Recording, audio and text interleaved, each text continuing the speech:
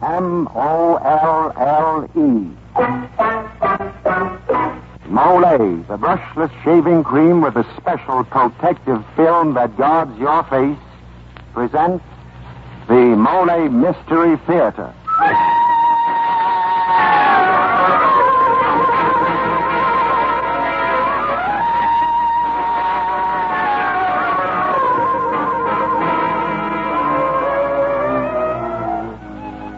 Tonight's Molle, the brushless shaving cream which puts face protection first, brings you another in a series of programs which puts mystery and excitement first.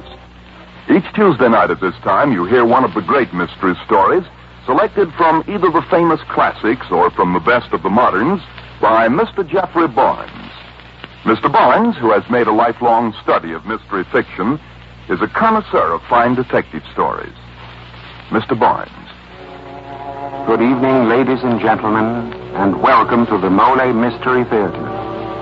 Tonight we bring you a tale of espionage in wartime Washington, set in the exciting days before the invasion of North Africa. It is based on a novel by Richard Powell, and it is called Death Talks Out of Turn.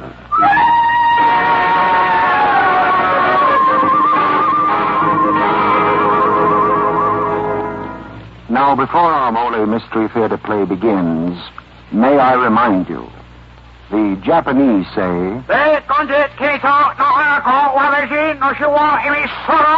while the Germans say, Ein amerikanisches Kriegsgeheimnis bedeutet 1000 tote Amerikaner. In our language, they both mean one American war secret means 1,000 dead Americans. So if you know any military information, for instance, such as troop movements, keep it a mystery and help keep our boys alive. And now to our Molle Mystery presentation, Death Talks Out of Turn. Friends, I want you to meet Lieutenant Andy Blake, who is here in the studio to tell you his own story. Lieutenant Blake. Thank you, Mr. Barnes. It was October 1942, and wartime Washington was quite restful until my wife, Arabella, arrived.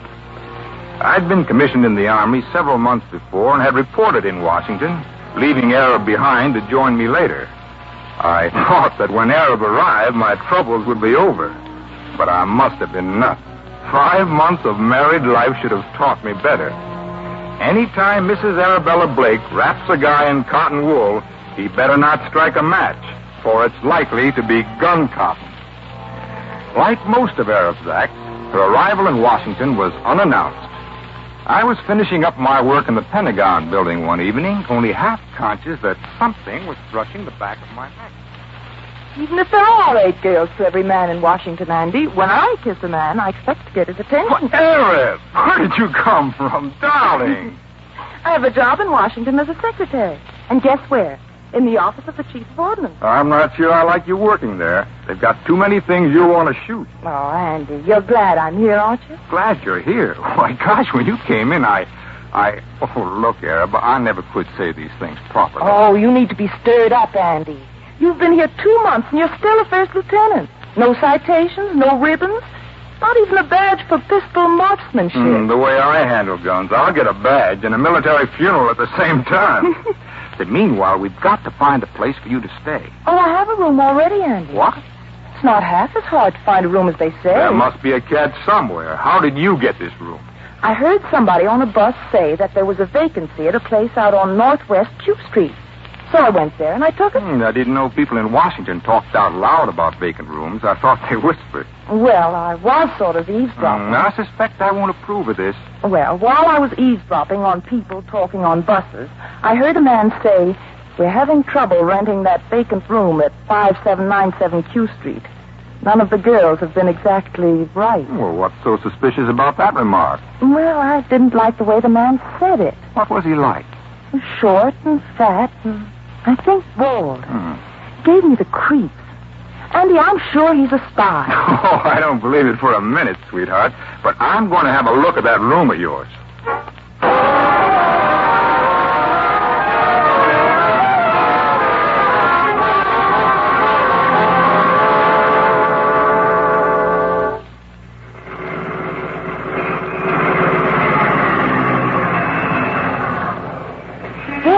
where I live, Andy, with 16 other girls who all work for the government. How'd you like it? I don't think I like it at all. Well, maybe you're right. You know, before I rented the room, they asked me a lot of questions to see if my job was important enough. Wanted to know if I had any connections with people in the Army and Navy. Come on, Arab. We're getting out of here fast. And don't get out of the car. You're not going back into that house. Well, I've got to get my things. Anyway, if you won't help me investigate, I'll do it by myself. Say, wait a minute. You can't do this to me, Arab. Oh, I can't I? You just watch, Andy Blake.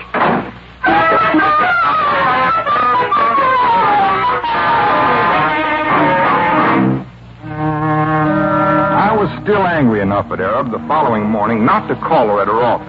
Oh, I had some vague idea of letting her suffer until she called me. But like most of my other ideas about Arab, this one didn't work out either. I soon found out it was I who was apologizing to Arab. Of course, you were wrong, Andy, dear. Look, Arab, I wish you'd give this thing up. There probably aren't any spies at the house at all. And if there are, all we have to do is report it to my superior officer, Colonel Parker. Let the Army handle it. They're better equipped. Oh, that's perfectly silly. Why bother them with this when we can check up and find out? Yes, but... Then the Army can step in and take over. I don't want to be a hero. I just want to do my job in the Army and let it go at that. Oh, but, Andy, we can do it together and have so much fun. Arab, I tell you, I'm not going to get... Oh, all right, Andy Blake. If you won't help me, I'm just going ahead and solve the whole thing myself. So there. Go ahead, you dope. I'll call you up sometime. Yes, do, Lieutenant. After all, we do have something in common. A marriage certificate, I believe.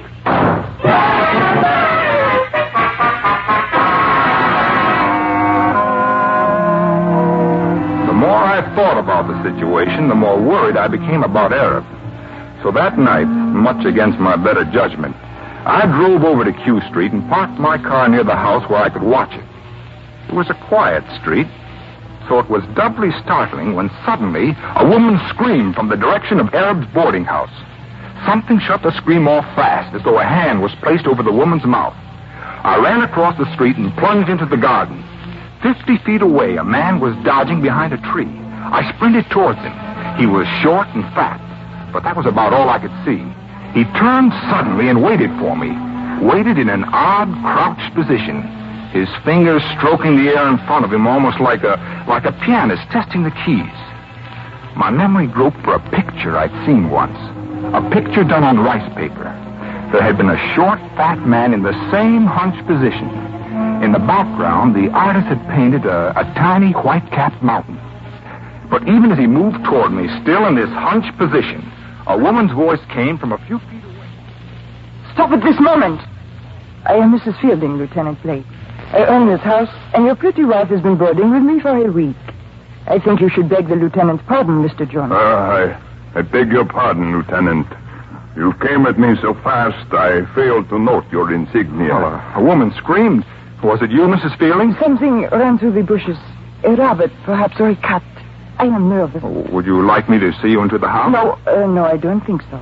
Thank you. Oh, then, good night. I've not apologized properly for my foolish actions, Lieutenant. But you are also very foolish. Never run at an enemy that way. Come more slowly. Look at my hands. I can break a small club with the edge of my palm. Can you do that, Lieutenant? I wish I'd known that stuff when I was a kid in the Pine Tree Patrol. You see, we had little scout hatchets, and I was always chopping myself instead of the wood. You do not understand.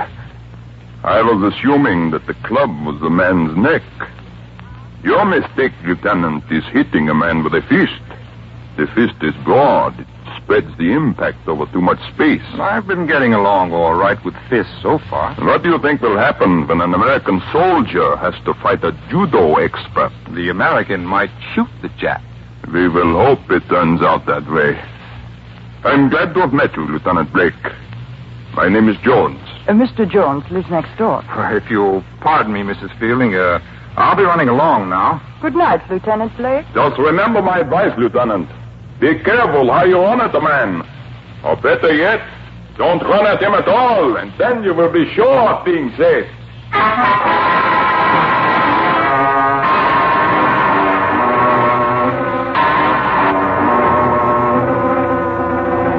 There was something about Mr. Jones I didn't like. I wanted to find out more about him. So I circled around the block, cut through a garden, and ended up at the back door of his house. The door was unlocked. I stepped inside and listened.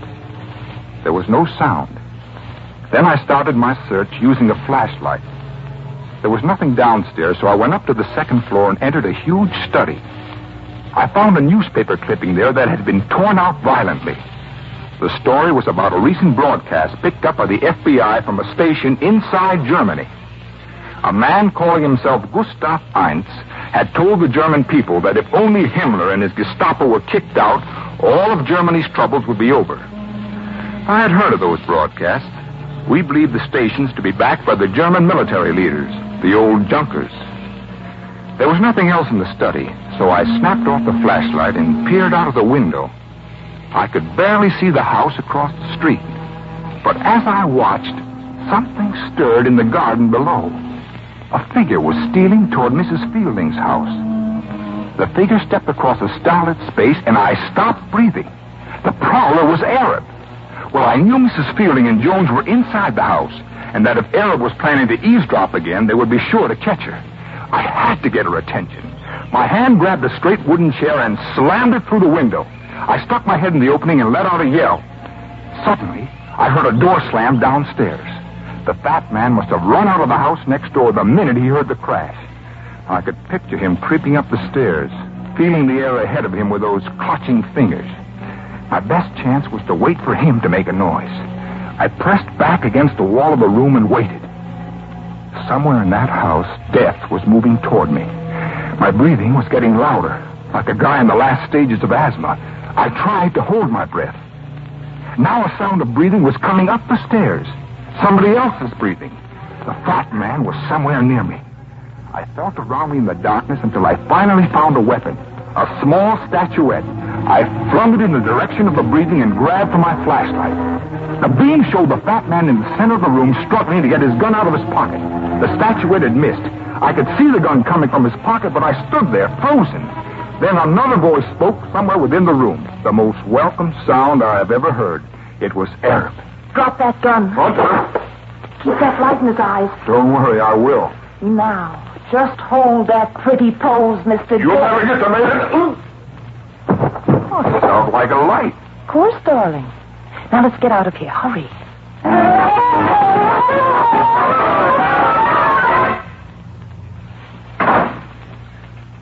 Darling, your timing was perfect. Now we've got to move, but fast. Hurry up or we'll be followed. Oh, I know this is only going to mean trouble, Arab. But what's the program? First we go to your room. You mean we're finally going to be alone? No, I don't think we'll be alone. All right, let's have it. It's like this. There's 16 girls living in the house on Q Street. We all have jobs in industries of the government. And we all like to chat. You mean the girls talk military secrets? Oh, I don't mean any of the girls consciously tells anything.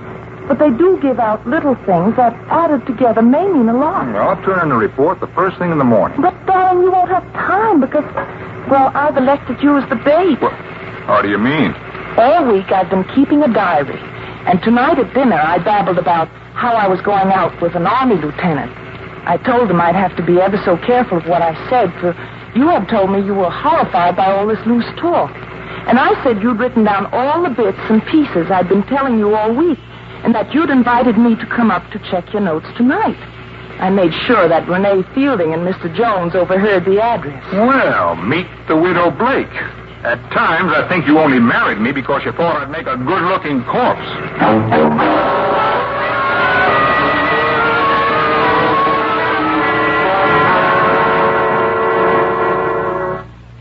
Well, while we're waiting here in my room for your Mr. Jones, where are those notes of yours?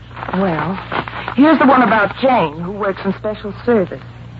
After finishing breakfast, she suddenly pulled a word in Arabic on us. Well, what's suspicious about that? Jane has no interest in anything geographic.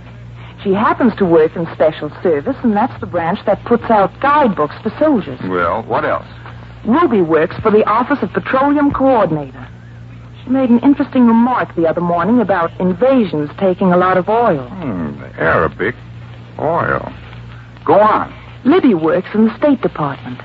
day before yesterday, she was asking Mrs. Fielding about what Darlon was like. Darlon's more important in North Africa than Bataan or Laval. Jean's boyfriend is a second lieutenant in the 1st Armored Division. Was last reported at Indio, California. Jean said the next letter she got from him would have an APO number.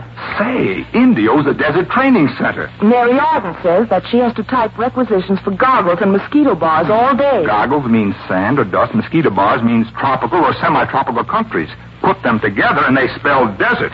Ginger works for Transportation Corps, and she was talking about shipping locomotives for narrow-gauge railroads. North Africa again. But, Andy, what does all of that up to? It adds up to the fact that the joint Allied operations against the enemy in North Africa is already underway, and that Jones and Mrs. Fielding know about it. Holy smokes! I'm going to call Colonel Parker.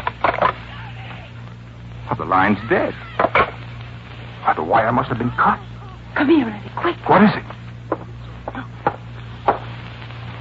They're in the front yard. If you look closely, you can see the shadows of 2 men standing beneath that tree. They're here, Andy. Jones and someone else. But it's impossible. Well, we can't be trapped right in the center of Washington. Andy, we've got to make a break for it.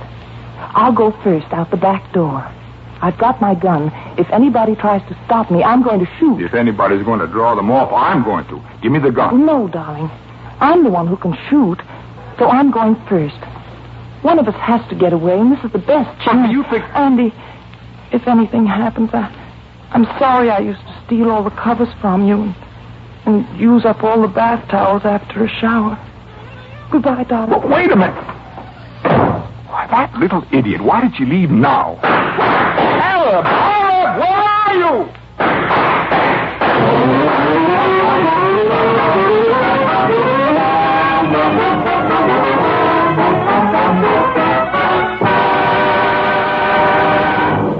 This is Jeffrey Barnes bringing down the curtain on the first act of tonight's Molle Mystery Theater play, and reminding you that even now, after 2 years of war, there are still a few people who think something like this. Listen, we're winning the war. It'll be over in no time. What's the use of working yourself to death? Yes, ladies and gentlemen, there are some people like that. And yet no one can tell us when the war will be over, because no one knows. But everyone knows that we're now in a crucial moment of this war, and we must break every war production record to keep arms flowing to the front. In order to do this, hundreds of thousands of women are needed in war-useful work, because they are the only adequate source of labor to replace men who are entering the service. Women must work as men must fight. And since lack of experience is not a handicap, women can get war-useful jobs in transportation, communications, retail trades, and other necessary services. So, ladies, if you can spare the time for a part-time or full-time job, time to work along with millions of fine American men and women, go to your United States Employment Office and tell them that you are available.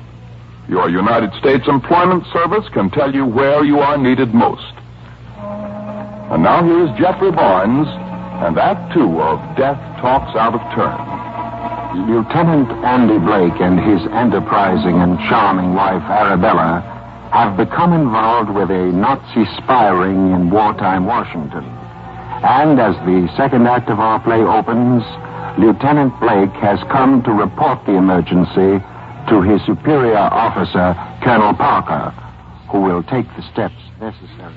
Colonel Parker, wake up! Colonel Parker! Ed, what is it? Oh, Lieutenant Blake, come in. It's that Q Street business I told you about, Colonel. My wife was right. They pieced together a lot of North African and invasion data, and Keep your voice down, Lieutenant. Well, sir, I think these people in the Q Street house have also got my wife. They kidnapped her, just now, in front of the place where I live. Don't worry, Lieutenant. We'll have the house on Q Street in the bag in 10 minutes. Yes, but... I'll have 2 companies of guards turned out to search Washington and get orders through to watch all roads. But I want to do... I'll keep in touch with you, Lieutenant. The best thing for you to do now is to go home and try to get some sleep. Yes, sir. Thank you, sir.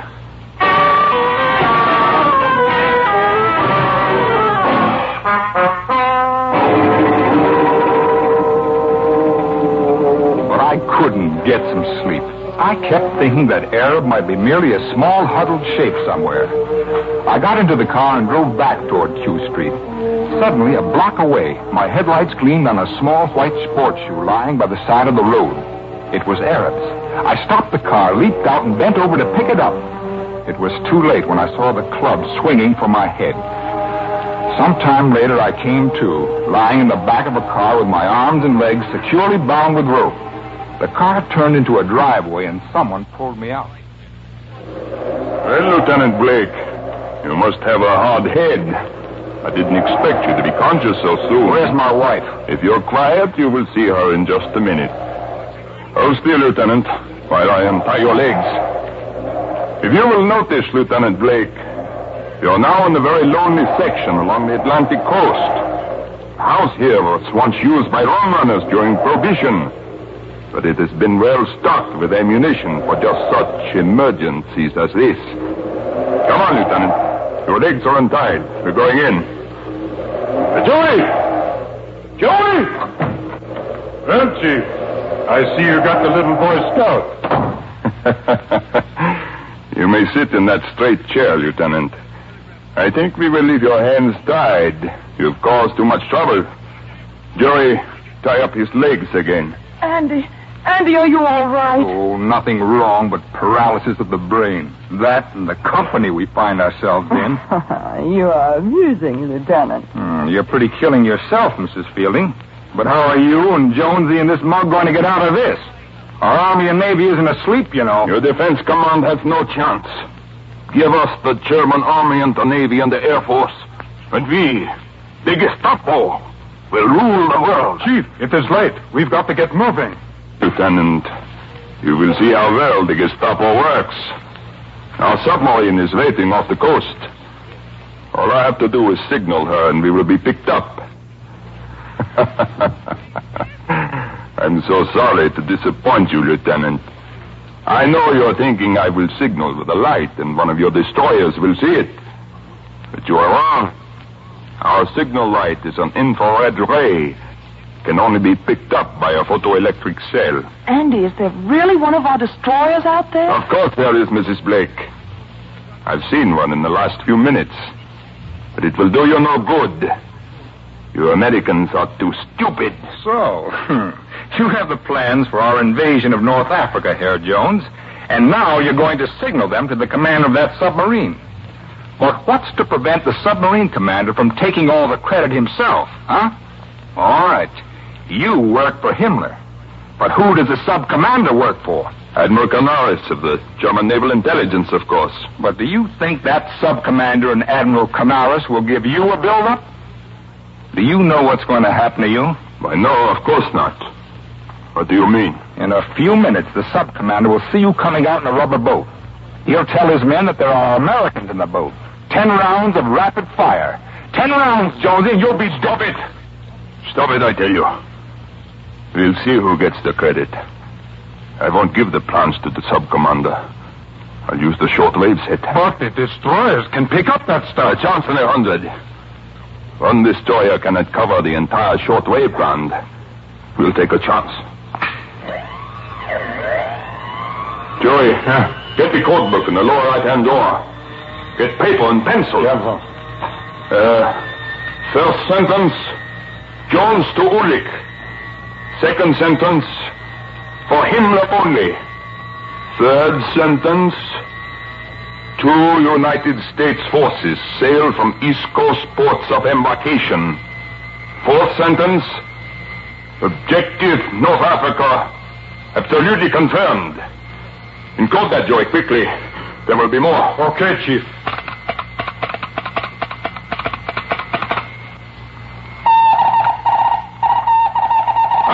There it is. Now give me the message, Joey.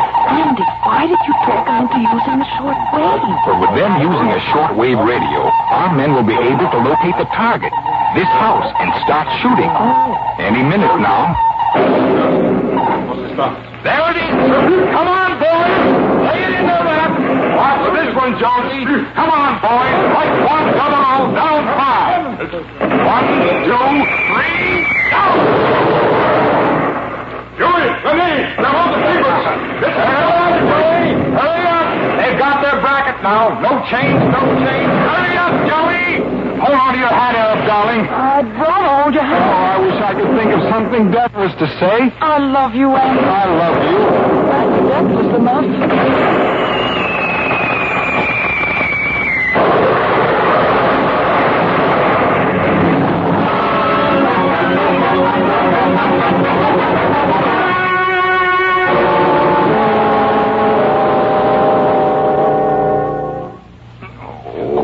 Andy, wake up, darling. Huh? You've got to. Oh, what happened?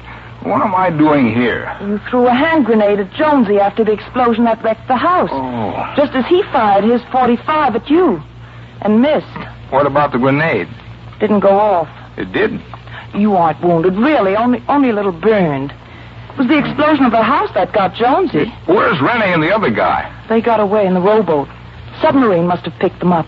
And why didn't the grenade go off? They don't go off unless you pull the pin, dear. I never even fired a BB gun. How would I know you had to pull a pin? Andy, you must have thrown it like a baseball. You hit him right in the head. I did? You can throw grenades that well, darling. We'll have some special ones made just for you. Without pins. But I saw a flash, and there was an awful noise. .45 makes an awful racket when it's shot off right in your face. You just got some powder burn. What about the submarine? I think our destroyer got it, Andy. It was out there putting over depth bombs while you were out. The noise just stopped this minute. And we've got to get right back to Washington and make a report. To think this all started because a few people forgot and talked about their work. Oh, if they'd only kept their mouths shut, none of this would have happened, Arab. Nor could you have overheard any of it and got us mixed up in it. Oh, Andy, darling, I won't ever try to stir things up again. From now on, I'll be quiet like a mouse. Well, all I can say is, if you're going to be a mouse, darling, heaven help the cats.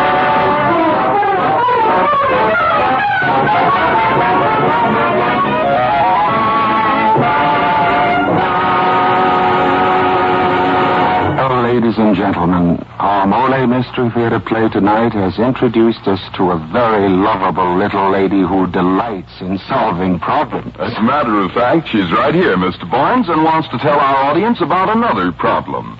Ladies and gentlemen, Mrs. Arabella Blake. Thank you, Dan. You know, ladies and gentlemen, believe it or not, after my experience in Washington, I did settle down. But later, when Andy went overseas, I became aware of the problem Mr. Seymour's referring to. And, well, I knew that when Andy heard about it, he'd think I was up to something. But I went out and got myself a job. And, ladies, I didn't have any previous experience. Just that short while as a secretary in the Ordnance Department. But I had plenty of time and I guess a sort of appreciation for the privilege of being allowed to live while the momentous history of today is being made. You know, we women know how to work. All of us do. And oftentimes we can take over and do just as good a job as the men. And friends, the need for women and more useful work is urgent. So tonight, I want to ask each one of you ladies in the audience to consider the advantages of helping your country now, in this, the crisis of the war. At the same time, I want you to consider the extra income you'll have earned. Then, if you decide that you can take a war job, go immediately to your local United States Employment Office and tell them you're available. Ladies, our country's need for woman power is serious. Our country's need is now. And now Jeffrey Barnes to tell you about next week's story. Next week, we welcome to our Molle Mystery Theater two of the most unusual detectives you've ever met. Miss Rachel Murdoch, a delightful old lady of 70, and her Persian black cat, Samantha. Our story was written by D.B. Olson, and its title is The Cat Saw Murder. So, mystery fans, we invite you to be with us next week for that mystifying adventure thriller, The Cat Saw Murder.